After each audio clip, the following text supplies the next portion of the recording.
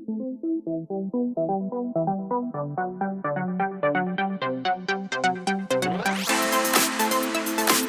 think any further. Hello everyone. So I'm Kavya Mandava. Nenu advocate and posh consultant, and I also run an organization as a president, Nari Vani అని చెప్పి.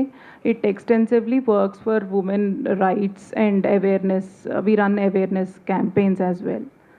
And one more thing, Jhansi గారు చెప్పిన దాంట్లో one thing I want to add. ఈ case రాగానే when we were addressing and as a external member and presiding officer we felt considering the age of the girl and everything, we passed interim orders as well in the case. Already that's been addressed.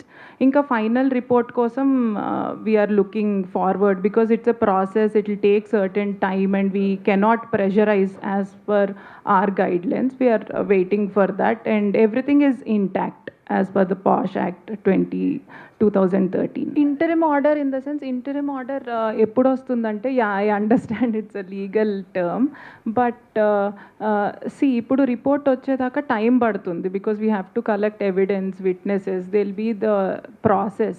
So ఈ లోపు ఏంటంటే ఇంకా ఏమైనా damage జరగకూడదు అమ్మాయికి అని చెప్పి, that is why she has come, right. అంత ప్రీవియస్గా కూడా నాకు ఇలా సెక్షువల్ హెరాస్మెంట్ జరిగింది అండ్ ముందర కూడా జరగవచ్చు అని చెప్పి she is addressing it.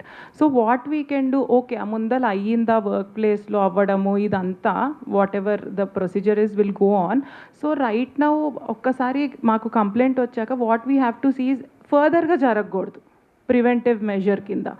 So with that regard, ఏమన్నా if the victim here and a respondent, I don't want to say accused because it's too early, respondent మధ్యలో ఎవరన్నా మాటలు క్యారీ చేయడం, ఇది వి ఫిగర్డ్ అవుట్, మధ్యలో ఇన్ఫార్మర్ లాగా చెప్పడం అదంతా. సో అలాంటివన్నీ కట్ చేయమన్నాం.